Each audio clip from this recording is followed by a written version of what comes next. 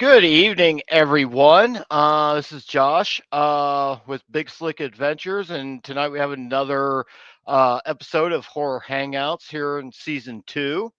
And for this episode, this is going to be where horror and mental health collide. Now, I didn't come up with that on my own. That is the tagline to my guest Substack page, and that would be Margaret Bell, who is a horror fan, but also a licensed therapist. So, um, how's it going, Margaret? How are you doing this evening? Thanks for joining us.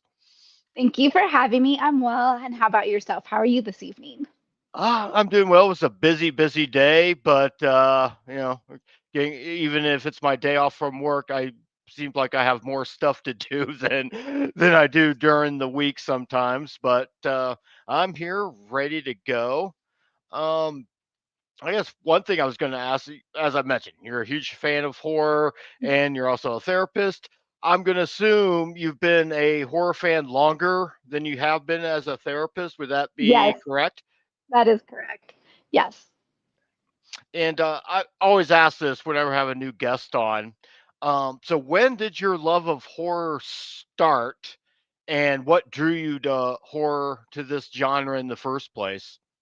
Oh, I think for a lot of us, it's in adolescence as we're trying to figure out who we are. And there's a great appeal to, stuff that maybe our parents don't want us to watch or don't like. And then I think I just really from there gravitated towards it. There's a lot in it that we can relate to. Oh yeah, absolutely. I mean, I was probably 5 when I started watching horror movies, but those were like the old Universal films, so the stuff that I Mhm. could get away with watching. But yes, as I got a little bit older, I'd say by about 12 or 13 is when I started gravitating, well, I want to see this stuff I'm not supposed to see and find out if I really like it or not. So, was there a particular movie that was kind of like your gateway into horror movies? That is a great question. The first movie that really scared me was The Wizard of Oz, followed by The Twilight Zone. I'm pretty sure my parents took me to the theater to see that one, and I was convinced the goblin was in our yard when we got home. So those two. And then as a teenager, I am aging myself here, but Faces of Death were like the big thing as a teenager. If you could get a hold of one of those movies, like you were going to somebody's house or Hmm. somebody was coming to your house to see these films that you weren't supposed to be watching.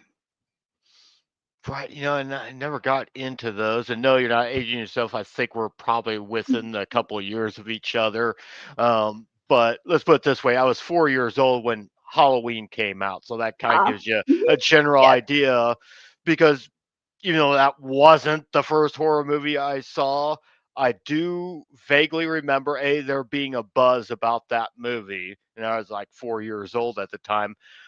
But I remember seeing the TV trailer of it, and it, from what I can remember, and grant this is a long time ago, but I seem to remember that the whole screen on the TV was black. It was dark, and there may or may not have been a jack o' lantern, but there was this creepy voice. It's the same guy who used to do the voiceovers for all the taglines for all the trailers of all the movies. It didn't matter what subgenre. It could be a horror, it could be a comedy. This guy was doing it, but I just remember hearing that voice going, uh, "This Halloween, he comes home. See Halloween at a theater near you," and that's what first got me intrigued. And then about a year later, I started watching those Universal films like Dracula and Frankenstein and all that. So yeah, but I've heard of the Faces of Death. Those were like supposed to be the real, yeah, those were like kind of like the taboo films, I guess, of the Mhm. time that you shouldn't see or something like that. Yes. So now going from horror, you'd obviously already been a horror fan. What drew you to becoming a therapist? I think it was always in me to be a therapist. My mom says she used to joke that as a little kid, she always thought that I was going to be a therapist. So I don't know what it was about my mannerisms or how I played. She said I was always like very observant, very empathetic with people. So I think Hmm. it just naturally was the course of my career. Okay. Would you say, and this is going to be kind of like a two-part question, do you think being a horror fan has allowed you to maybe understand human behavior better in any way? Yeah, I would say so. That your question reminds me there's a found footage film, I think it's called Fake Blood, Hmm. and it's about, right, they're horror film creators, and one of them says horror is real. That is like real people. It's getting into the psychology, it's relatable, and that romance movies and comedy movies are big lies to people. And I always thought that was really beautiful way of looking at horror as a genre, that horror is a reflection of society. It's allowing us to explore topics that we may not want to or feel comfortable or have the Hmm. ability to unless we have a film or a book. Right, right. Yeah, obviously also in the books as well. And I'm going to flip that and say, has being a therapist given you a different perspective on horror that maybe a lot of us might not notice? Yes, I think so. I think when I started watching it from a therapeutic lens, Hmm. then I was like, oh, there's these other themes here. There's these other things going on, especially when I studied thanatology, so death, dying, and bereavement. Hmm. Then I was like, wow, this is everywhere in horror. Death, dying, and bereavement seems to be a string through all horror movies, whether it's the protagonist is grieving the loss of Hmm. somebody or we're seeing the after effects of what's happened. Right. And has there been like, I mean, are there like a few movies, maybe off the top of your head, that you say, wow, I didn't see, or maybe you went into the movie not expecting it to tell you something, but it kind of surprised you with maybe what the message was? Or, and if so, what movies were those? That's a great question.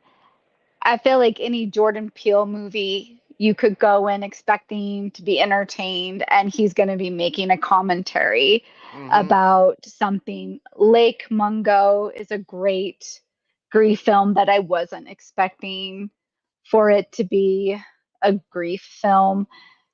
What other films? I think Sinners was another great one that I thought I was Hmm. going to see a vampire movie, and I was like, wow, there's so much more. And I feel like a lot of horror movies do that already. You go in and you're like, oh, here's these other layers if you want to see them. Well, most of them, I think a lot of our slasher movies are fun and they're not always going super deep. They're there to entertain us.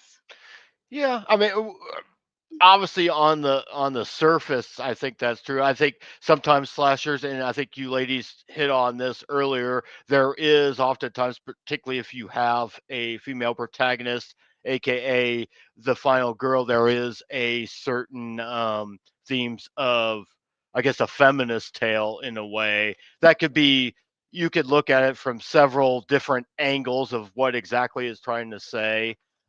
Even as a guy, I can look at one of those characters, and if I relate to them in some sort of way, I could say, well, that could be my sister, that could be my girlfriend, that could be my wife, or whatever.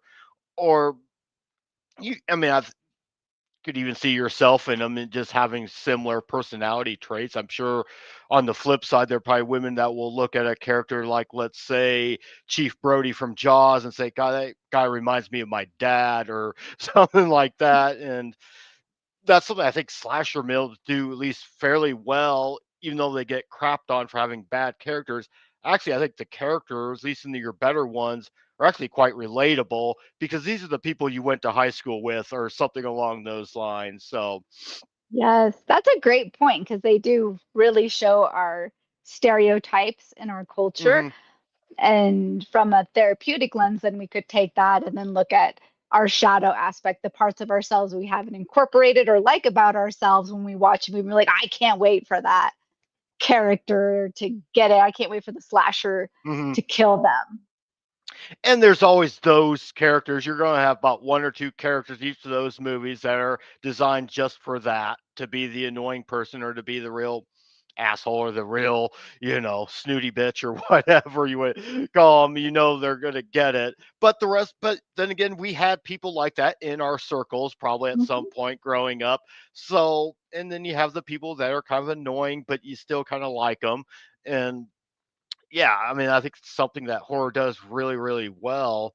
What would, and I think I already know the answer to this, but take last year's The Substance, which you could definitely say, well, this is definitely commenting on how actresses are treated by Hollywood when they reach a certain age, for sure. And it's only ironic that Demi Moore, who maybe 62 when that movie came out. She has to come to the horror genre to at least get nominated for an Mhm. Oscar. And of course, she didn't win, unfortunately. But what were some of your other takeaways? Because I know that's a movie that you're a big fan of. Oh, I thought it was brilliantly done. And I believe Caroline Fugit. I'm Forgo, not. Yeah, yeah, she's forgo, or correct. for Forgo. Yeah. yeah. So apologies to her because I don't know how to say her last name. Talked about it really was how women are treated in Hollywood, how women in general are objectified, Hmm. and then the people that caught it, how real life, like you said, mirrored the movie. Demi Moore gets the nomination, and she loses to a younger Hmm. female. So it's, yeah, I feel like that movie brilliantly played on the ugliness of Hollywood and even the misogyny in it. Hmm. Like, for me, the grossest scene, and a lot of women I've talked to too, even my male partner, the shrimp eating scene with Dennis Quaid, everybody was like, that was the most disgusting part of that film, not the monster exploding. They're like, that was, it was, to Well, me, I thought.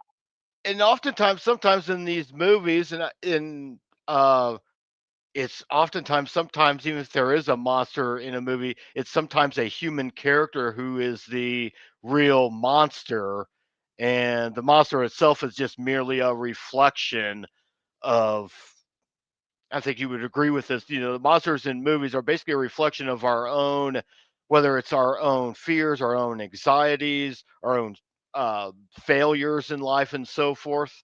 um, that's clearly, it's almost like he caused her to morph into this thing in the first place. So, and it's no accident that the character's name is named Harvey. I think that was pretty Mhm. intentional and Yes. kind of poetic in its own way. Hmm. Yes. Yeah. So, but off the top of my head, not a lot is coming to mind. I just thought it was brilliantly Hmm. done, a really relatable Yeah. movie. Oh yeah, and I guess another thing, I mean, just off the surface there, you could just look at that movie, and the one general thing that would resonate with everyone is just be happy with who you are and don't worry about what society has to say about it, really. Because really, I mean, before she cut, perfectly fine to me. I mean, granted, I'm in my 50s, so I looks better than I do it. That's for sure. But and she had this nice guy, some guy she went to school, and she was generally interested in him. But once again, she let a little thing like something on her hand or whatever just make her stay inside. So yeah, there was a lot Yeah. going. Hmm. Yeah, it's a I feel shame they like you didn't touch win. on that. Yeah. Yeah. With the women aging and aging out and becoming the crone. Like, if we think Mhm. about archetypes and how a lot of women, they don't want that. They want to be the maiden, they want to be the mother. If we look at the triple goddesses, and then moving into Mhm. crone, or yeah, the evil lady, the witch, the wild witch of the woods. Mhm. Women don't want to be that. They don't want to be the haggard woman, missing that is Right. the Right. wisdom, the wise woman. Yeah. Yeah. Exactly. I think that's absolutely correct there. Because it's weird. Because growing up, I remember, in the '80s, let's say, I mean, some of the big actresses, for example, were probably Julia Roberts was probably one. Kathleen Turner was another one that was pretty big, I suppose. I would suppose, I guess, Sigourney Weaver and Jamie Lee Curtis, both who, of course, kind of started in the horror genre, were up there. Nowadays, with exception of maybe Jamie Lee Curtis, who only because she occasionally comes back to the horror genre, the rest of them, I can't remember the last time I saw them in anything, not recently, and that's kind of a shame. And not that I don't like Al Pacino, I think he's one of the best actors ever, but he's 90 years old and he could still get a role if he wanted to, Hmm. probably. So, it is kind of a shame. And at least it seems like in the horror genre does a little bit better of allowing older actresses still to get work, because you'll still see Dee Wallace appearing in movies from time to time. And that's why I say that's what's the ironic thing is for Demi Moore to really get back on the map. She had to do a horror movie to do so. I'm glad she did it because I think it was one of her best performances that I can remember seeing her in. So maybe we'll Yes. see. Maybe we'll see more out of her, and hopefully with Coraline, I'm really curious to see what movies she's going to have in store for us in the future. Oh, me too. I'm already a fan of both of them. And you also touch on, right, how Hollywood older men get cast, older Hmm. women don't. And maybe we need to push Hollywood to bring back like the hagsploitation area era where there was older women, like whatever happened to Baby Jane, where older actresses were doing That movies. that's true because Betty Davis, she kept her career going quite a while doing doing these horror movies or whatnot, and a lot of people say it was some of her best performances that she had done later, in her career. I know my mother was a big Betty Davis fan. She would That was also kind of like another some of those movies, and I can't remember the names of all of them, but she would watch some of those horror movies that she had done. I think one was Hush, Sweet Charlotte, I think, and I could have been butchering that um, title, but that was like one I kind of vaguely remember from my something that my mom Mhm. would watch on TV, and she would let me stay up and watch it. So, but yeah, very cool, very cool. One thing I wanted to touch on a little bit, and was something you had mentioned on another podcast earlier this week. You had talked about, and this is a study I had heard too about a few years ago, so I'm glad you had brought it up, was that during the lockdowns and whatnot, that horror fans seem to, people that, identify as being horror movie fans, seem to adjust better or deal with everything that was going on a lot better than non-horror fans. Why do you think that is?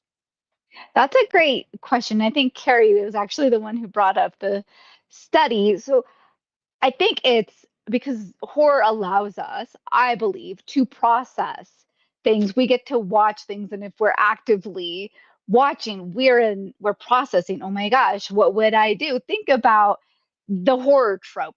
You're watching the horror movie and Mhm. don't run up the stairs, don't do that. We're already engaging and working through what would I do? How would I do this?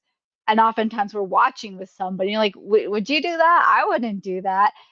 So we're already working through, oh, if I was in, let's say, Wreck, right? The Spanish Mhm. apocalypse like zombie movie. Right. We're already thinking about, okay, I wouldn't go into that dark room if I heard noises. So I feel like people start to adjust. And that's why quarantine movies, right, during Right. COVID ramped up because people wanted to process what happened, what's going to happen. Yeah, it's like, we grew up watching movies, and granted, didn't have anything to do with the disease or whatnot, but we grew up watching a movie like The Thing or The Shining, where you are isolated and can't really go outside anywhere. And that's probably something that probably conditioned. I, of course, think back to the mini series and the book, Stephen King's The Stand, which had a lot to do, which in a way kind of was, granted, COVID didn't end up being that bad, but it was almost a precursor to how people might react to something like that, to a pandemic, essentially. So, yeah, Yeah, I was glad you touched on it because that's something I haven't brought up on the channel yet. And I'm like, yeah, that is true. We do seem to handle certain things better because I guess we're conditioned for it. Um, how do you has there been anything with what you've learned from horror movies that you've used in your own practice as far as treating your patients? I know you can't go specific Mhm. into it, obviously, doctor patient confidentiality, Yes. but has there been aspect you've learned from horror that has helped you maybe? I guess what I'm trying to say that's helped you be a better therapist and recognizing certain things in people.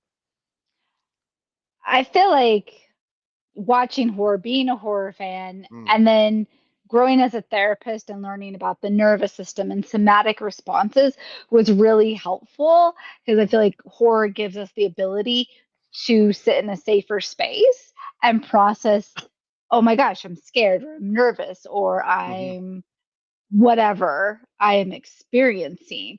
Horror still, a lot of people are like, oh, horror, ooh, I don't like that. I even have friends that go, I could never do horror. mhm, And then they'll be like, I just watched. I'm like, you just watched a horror movie. Like, mhm. oh no, it was an action movie. No, that's actually a horror film. I won't argue with you. I feel like people are still learning to love horror as much as horror lovers. So I feel like for me, it's in the back of my mind. And sometimes I'm like, okay, so it's like you're running from the serial killer. You can't stop and fix your wounds until the serial killer is gone. And they're like, Right. oh, yeah. So it oftentimes comes in the metaphors I use in sessions with people. Yeah, has there been a movie that you have watched that maybe gave you yourself, maybe if you were feeling down or whatnot, or had something bother you? Has there been any horror movies that have given you maybe a certain sense of strength, or after you get done watching it, you feel a little bit better about things in general? And if so, what are some of those movies? That's a great question. Comfort horror, which Hmm. I feel like some horror fans don't all non-horror fans don't always get. And I love to hear people's comfort horror. Like Hmm. my kiddo, hers is Scream. That is her comfort horror. That is where she's gonna go when she's down. She's gonna watch Scream, maybe all of them. Not me. I love like One Cut of the Dead, which is a Okay. Japanese horror film. Go in blind if you haven't seen it. It's great. Slashback, which I mentioned in the other podcast, which is great baby horror film that I think is great. This year, I just watched Dead Talent Society, which is another great, fun Okay. horror film.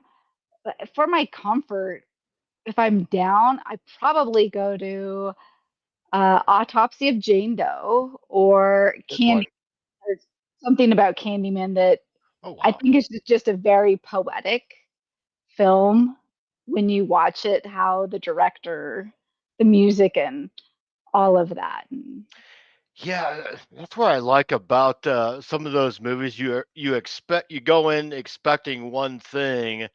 I mean, you think it's just going to be a random slasher film, and the same thing happened to me when I first watched Hellraiser. And ironically, these are both based off of Clive Barker stories. You think it's going to be just some guy with a hook that's going to come out and just slash you, which he does do, but there's a lot more to that movie than just that. And I just saw someone write this earlier on Substack.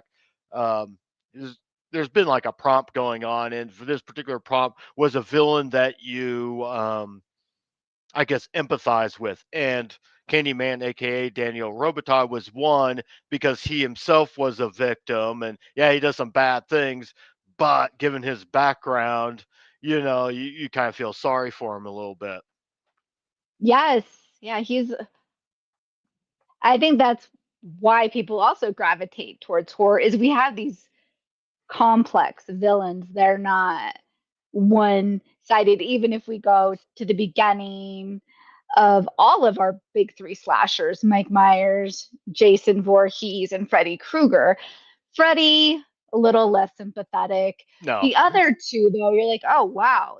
you have these, well, Jason has a tragic background, and I always wonder, like Mike Myers, boys don't go kill their older sisters. What was happening in that household? So I appreciate Rob Zombie's take when Rob Zombie redid it, and you're like, Mhm. oh, this kid has not a good childhood. So Yeah, that one that often gets, and I'm kind of in the middle on whether I like that. Some people like to go with the original narrative that he was just pure evil, and that's why he did what he did.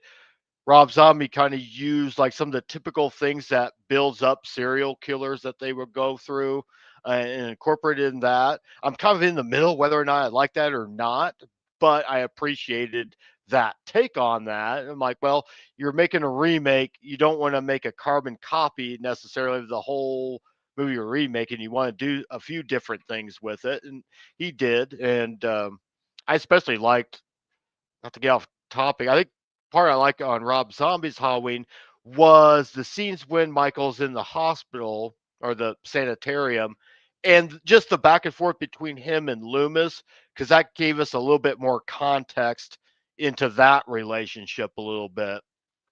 oh, I agree with you. It Mm, built that, in a way, their codependent relationship. Well, for mhm. Dr. Loomis, he couldn't let Michael go. We see that even through John Carpenter's films or all the Oh yeah. remakes, that he needs Michael probably more than Michael needs him. And you touch on something too. John Carpenter later said, I shouldn't have had a backstory. I should have made him pure evil. He was stalking Lori for Mm, no reason.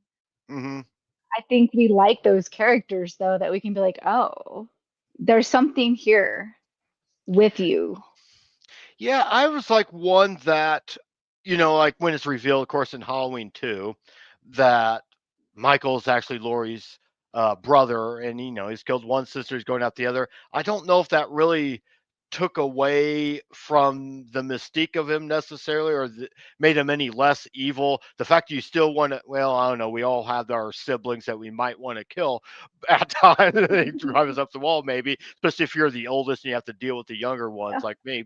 But it's not a normal thing. It's not, you don't actually do that. So there is a certain evil that drives him either way. So, and sometimes maybe they over explain it by the time you get to Halloween 6 with the whole Cult of Thorn thing. But yeah, I don't think it really took much out of the character. It's that series. And of course, we're coming up on Halloween and everyone else is talking about Halloween. But, for me, it's an interesting, what differentiates that a little bit is there's more than one main protagonist you can kind of lock on to, because on one side you have Lori, who's just pretty much minding her own business, and here comes Big Brother wanting to come after her. But then on the other hand, you have this psychiatrist who has spent the better part of 15 years trying to um, treat this guy, and he knows what he's capable of. It's like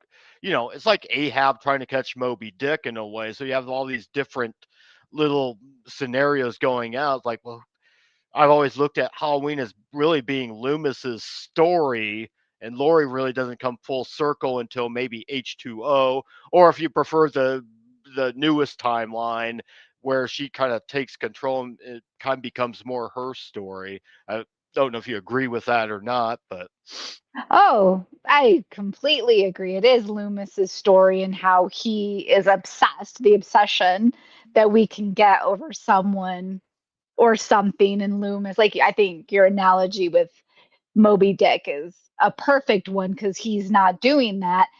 And I feel like Zombies film takes it a little bit further, the exploitation, where we see his Loomis mhm, definitely exploiting Lori and her story, which also happens. So oftentimes we like, it's the not the killer that we don't like, it's Dr. Loomis in both Halloweens. It's, I'd brought up in the other mhm, cast, Barbarian. It's not the creature. mhm. I had empathy for the creature in that one. It was the two out of the three men in that film that you're like, those are the barbarians in this film. That movie I was doing really well with until I saw Justin Long just come out of nowhere. I'm like, wait, what's going on here? Because I'm like following, I forget the actress's name. She was really good in it. And I'm following Mhm. Skarsgård. And the next thing I know, here's dipshit running around in California. I'm like, what's this got? And obviously, they brought, it almost felt like a Tarantino movie. Oh, is what was going on. But kind of took me out a little bit of it. But I did like, I at least like the actors, and sometimes if the character is good enough, I'll stick around, even if I'm having a few problems with something else. But Yeah. So yeah, some movies are not everybody's cup of tea, or where we are like, I like this character, I don't like this character. I was trying to hmm think of, can't even think of it now. I think it was a Swedish film that was recently remade with guy that played Professor oh, X. speak no evil. Yes, and the original, I feel like so many people did not like the original husband more than anybody else in that film because of the end.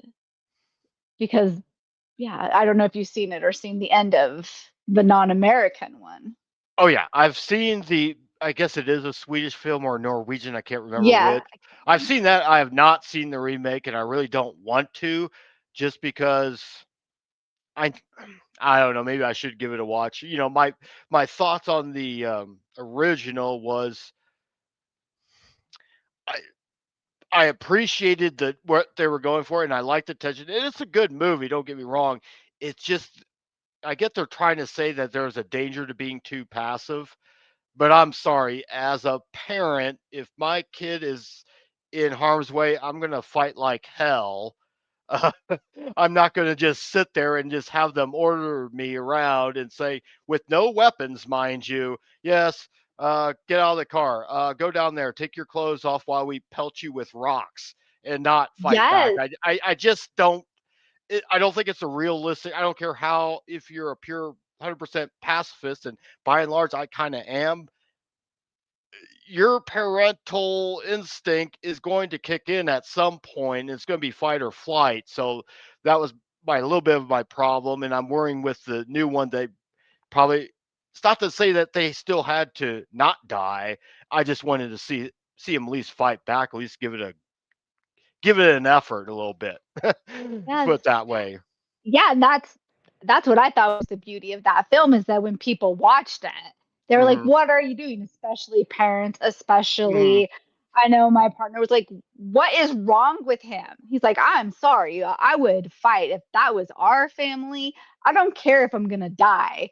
I'm gonna fight. I'm not gonna do Right. this." And that anger that has the ability, I think sometimes horror first be like, "What are you doing? This makes no sense." And even as a therapist, I was like, maybe he went into freeze. We could say that that happened. That happens in fight or Right. flight. hmm Both of them. Because even as a mom, I was like, no, I'm not. Because that's that parent thing you touch on as parents often. If I'm in hmm trouble, I might freeze. If my child is with me, Then it's gonna be oftentimes a we different go story. in like mama bear mode. I often feel like I'm going to go into mama bear. Oh, That's my baby. oh, exactly. And besides that, I would never accept an invitation to stay at a stranger's house in another country to begin with. Even if I just met him, I was like, well, we'll just get a hotel and we'll get together in public. Mm-hmm. So I'm not going to go stay at their house, let alone Yeah. bring my child. But that's me maybe overthinking it. It's still a good movie. I like the tension throughout that movie. I'm like worried with the remake, and I haven't seen it. That they're going to maybe give it too much of a happy ending. If it does or not, I'm not sure, but I do like the actor that's in that. Uh, Mm-hmm. yeah, I know Professor X Yeah. or Bill from It Chapter Two. One of the Mm-hmm. James McAvoy. Yes. There we go. Yeah, I do like him, but I don't know. Maybe I'll give it a chance. I already have like 1,000 movies on my watch list, so it's probably at 1,001 right Yes. now. Well, if you That's watch it, let me know. Yeah, I'm also with you. My watch list grows and grows and grows. Well, that's the thing about horror. I mean, like you said, I mean, there's something for everyone. If you might not like this, there's probably there's only like 20 different subgenres of horror uh, to explore. And I mean, I guess it's a good thing, but it can be a bad thing trying to watch everything because Sinners is the only movie I've watched this year that's come out in 2025 because I've been too busy. Like, there hasn't been anything that's really like makes me think, oh, I've got to watch this now. And B, there's like plenty of movies from 60s, 70s, 80s that I still haven't seen or 90s that I'm like, this just looks like I'm gonna like this one better, but I'll get to them by the end of the year at Yeah. some point. Get to a At few of some them.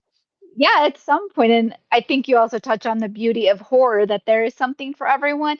And even when you go back and you're like, if you watch from the 60s, from the 70s, then you get to, ooh, look at this cultural commentary that's happening. And then there's something different. There's something often, right? That we're like, ooh, I really like that. Either Hmm. I see where that influenced this filmmaker or whatever happened to this. Why don't we do this anymore in films? Right, right. Yeah, it is kind of good. And like I said, actually there's going to be a movie I'm going to watch tonight. That's new. That it's a crowd-funded movie. It's called In a Grip of Terror. It's supposed to be an homage to Ooh. the old British to Amicus films. It's going to be like an anthology. And what it is, it's Oh. made by a studio um, based in Scotland. And they crowdfund all their movies. So about a year and a half ago, I donated some money and just got the Blu-ray copy. Part of the donation, you get a Blu-ray copy or whatever. And so I'm probably going to watch that tonight and um, see how that is. And eventually, I'll probably write a review of it on Substack. I am looking forward to that. And you'll have to send me that information. That studio sounds fascinating because I think also as horror fans, we can Hmm. appreciate. I know I enjoy watching horror from other countries, learning about their Hmm. culture, that way, their practices, even if you don't get that, the scenery where oftentimes I'm like, wow, this is Yeah, it's something gorgeous. This different. is, yeah. Yeah, and I'm just now kind of like getting into some of the more, I guess you could say, modern Asian horror films. I mean, I've seen a couple of them that I probably need to revisit because up until then, it was just mainly the Godzilla movies, at least the Japanese made ones, but particularly Godzilla minus one from was it about a year ago or 2 years ago. I think that came out, um, but yeah, I've like watched Audition. There's been a couple others that I've seen. I can't their names escape me, but um, yeah, um, I always want to see him do a horror. And I'm writing a short story that takes place in the days of the ancient Rome. So, because I'm like, Oh, well, no one's ever done that type of period piece horror. I bet I could come up with something. So, it's going to be like holiday horror anthology where each story takes place on a particular holiday, and this one takes place during an ancient Roman holiday that was kind of like a kind of the precursor to what became Valentine's Day. So ooh, very cool. I look forward to reading. yeah, so yeah, I'm gonna get. I've written a couple stories for it, but I'll get back to it probably in November. So I had to take a little bit of a break from it, but yeah. So yeah, I do like that when they're in different settings and it can take, especially if you have subtitles with the movie, it can take a little while to get used to. Like took me a while. Have you seen When Evil Lurks? It's No, that is on my to do or to my on my to watch hmm list. And as you touch on, sometimes you're like, ah, am I in the mood for yeah, subtitles? exactly. And it does, and I've seen it once. It's Argentinian, I want to say. It's from Argentina, but I liked it, but I didn't love it as much as everyone else. I'm like thinking, well, maybe I need to go back and revisit it again, and maybe I'll like it more. I mean, great plot once again, and some really good gore in it. Just I didn't couldn't connect with any of the characters, but maybe if I upon a second viewing, that might change. But Yeah. Well, I think you touched on that when we're reading subtitles, we can miss out on some of the visuals or some of the character development because we're trying to get the content of what they're saying. Yeah, that's true, especially a movie like that. I mean, if you watch subtitles to, I don't know, like a grant most of the Italian giallo movies that I've seen have all been dubbed in, so it hasn't been. But if I were to watch, there's been a couple Italian films where they did have subtitles, but they're so crazy anyway. You're it's not as big of a deal as something that's maybe a little bit more of a slow burn that's more character based, I think. Yes, that's a great point, and hopefully someday they'll all be dubbed. No offense, because there is something to be said for watching something with the subtitles, because then you're getting the actor's full portrayal. And some dubbed stuff is, it sounds a little weird, where you're like, that. Thank you, I appreciate the Uh, effort. And Yeah, sometimes you almost would rather them and just have them speak their native tongue. One thing, and of course we met on Substack, and the I think you're probably one of the first, I want to say 5 or 10 people I probably started following. And one of the reasons is you had this series you were posting having to do with vampires. Um, and that really, of course, fascinated me because that's probably, I wouldn't say it's one of my favorite subgenres, depending on my mood. Well, first explain um, what the series was about and what prompted you to write it in the first place.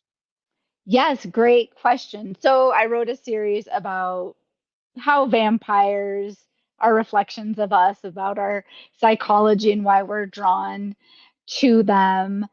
And what prompted it actually is I had a wonderful writing coach who was helping me work on my writing, and she loved vampires. And so she's like, "Oh my gosh, we have to do vampires." I'm like, "Cool. Yeah, I love vampires too." And so she was what inspired the vampires, and then yeah, it went from there. Yeah, because you kind of like delved into each like how different cultures. I think if I remember correctly, I'm gonna have to go back and reread them again, but Oh because it's been yeah. since last March or April when I was reading them. Hmm. But you were definitely how different cultures I think viewed the vampires, which I thought was very fascinating, and I like the ideas how they are kind of a reflection of us in some ways. Makes me, at some point, probably next week, and I'll probably revisit Dracula from 1931 just because Hmm. it's that time of the year, and I'll probably look at it in a different light, I'm sure. Yeah, I tend to like really nerd out on stuff like that, like whether it's vampires or werewolves or witches, where are the common themes culturally across cultures, and then where are they different? And what does that look like? Because then you get into some really interesting things, like not all vampires are impacted by sunlight, or like the vampire did originate in Europe and Mhm. then how they morphed depending on where they moved. Oh yeah, for sure. Um, so how long have you? Excuse me. How long have you been on Substack now? Ooh, year, 2 years, Okay. maybe. Yeah, yourself? Since January, so coming up on it was like Yeah. late January, and it was I had thought about doing it, and I knew someone who had just started her page. I'm like, well, I might as well give it a shot too. And so far, it's been enjoyable. So it's funny. I've been on there for less than a year and have twice as many subscribers than I do followers on Instagram, where I've been there for like 4 years. So go Oh, figure. it's really growing. It's really blowing up, it feels like. Yeah, and it's certainly nice too, because I've met people from various different platforms, but certainly nice to meet people. I think Substack gives me something where I can have some really in-depth horror conversations with other people, and particularly those who might have a different perspective than I do or have life experiences, because I think that kind of alters a little bit or determines how well we love a film or dislike a film. A lot of it comes from our own upbringings, our our life experiences, gender, race can probably have a factor in that as well. So it's nice seeing a very great mix of different influencers on there. Yes, I agree. It does. And it can also give you another perspective, maybe a film you didn't like or a book you like, and then somebody's like, this was what I thought. And then you're like, oh, I didn't see it through that lens. Let me go back and look at it through a different lens. Or, oh, I wasn't in the best place to watch that film when I did. Yeah, that's true. And I've been like that too. There's been movies where I've watched and didn't like it the first time around, and then I decided to give it a second go because I determined, well, there's at least a few things I liked about it. Let me give it another shot and see if I see something different or whatever. And sometimes I don't. And rare occasions, sometimes all right, this movie's not so bad after all. I did like that they did this, this, and that. So yeah, I mean, what? Yeah. Go Oh, go ahead. ahead. I was just going No, to go. ask, do you find the more you watch, especially when you watch older films, the more you appreciate or you can get into newer films because then you're seeing, oh my gosh, this reminds me of when I watched this Hitchcock film, or this reminds me when I watched this Dario Argento film with creators now. And then maybe it's not the most likable film, but you're like, oh, I can totally see the growth of horror or even the influences. I would say well, this movie, of course, we just talked about it, but when I watched The Substance, I'm like thinking to myself, gosh, this reminds. Am I sure that David Cronenberg's not directing this? Because it did feel very much like a Cronenberg film. It looked like something that he Mhm. would have done. So I can only assume that Coraline was probably influenced by a few of Cronenberg's films. I'm guessing. So in that respects, yeah. Of course, that was a movie I already liked anyway. I'm trying to think of one that maybe I didn't like very well, but at least all right, Midsummer, which I have a love-hate relationship with a little bit. Obviously, it does pay a little bit of homage to The Wicker Man, and by The Wicker Man, I mean the original one, not Mhm. the one with the bees. Um, now there's a crossover: Nicolas Cage from The Wicker Man versus Candyman. I want to see that. Ooh, that Since would be Candy, good. yeah, but that was when I just looked at, all right, let me watch this a second time. And then I saw the satirical nature of the movie. And I don't even know if it was intentional or not, but I was looking at the movie in a different lens and looked at it as almost a satirical dark comedy in a way, just because I found everyone to be so absurd in it. But I mean, I guess that would be an example.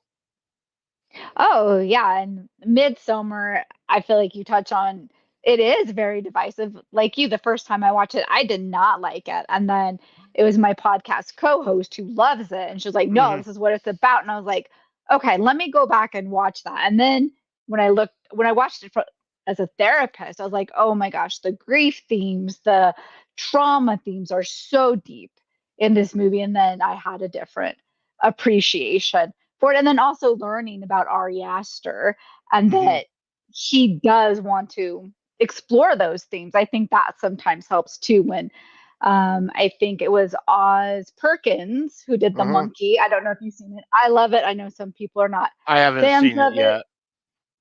Somebody, he was on Reddit, Ask Me Anything, and they said, asked him something about his characters. He said, I'm all my characters. And I thought that was really cool. And then watching the monkey, he was like, that was my process in the death of my parents.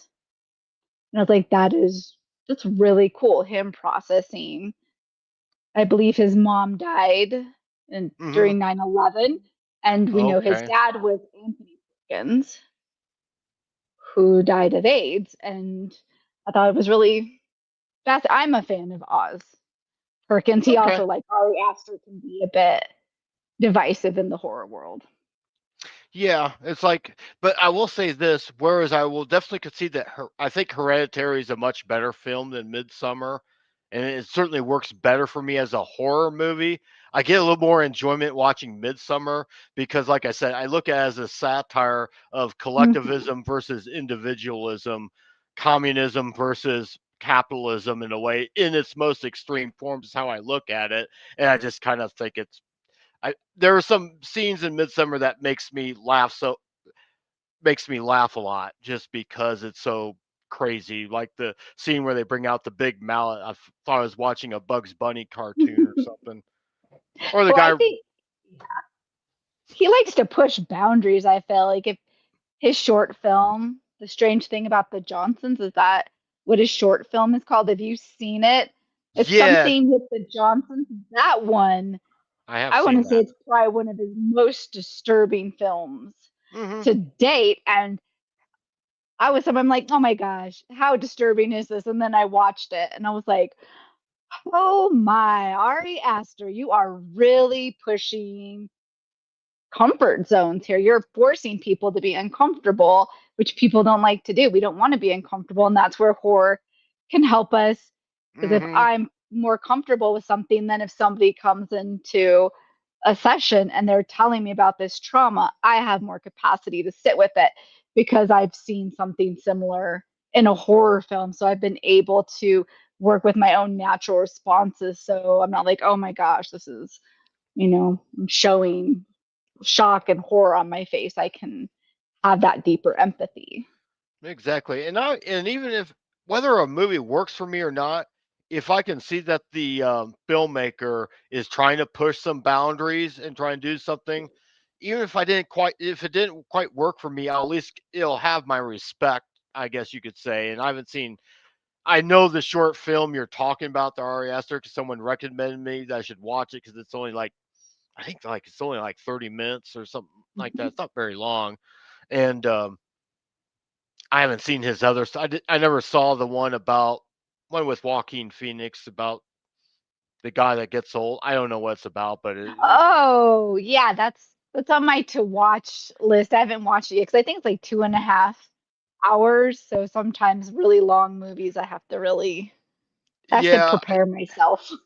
I normally have a good radar that tells me whether or not I should stay away from a film. And something tells me this one I might give a pass on, unless I happen to be at someone's house or unless my wife says, "Oh, let's watch this," then maybe then I'll do it. But normally it's me that brings up the horror movies to watch, so it's probably unlikely. But what was that called? I forget now. But looks Yeah. it looks so odd. So I but was once again, afraid.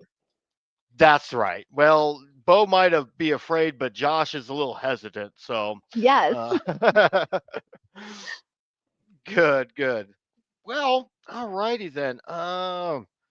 Let's see here. I think we've covered about everything else that we wanted to cover. Was there anything else you'd like to add to what we've talked about so far this evening?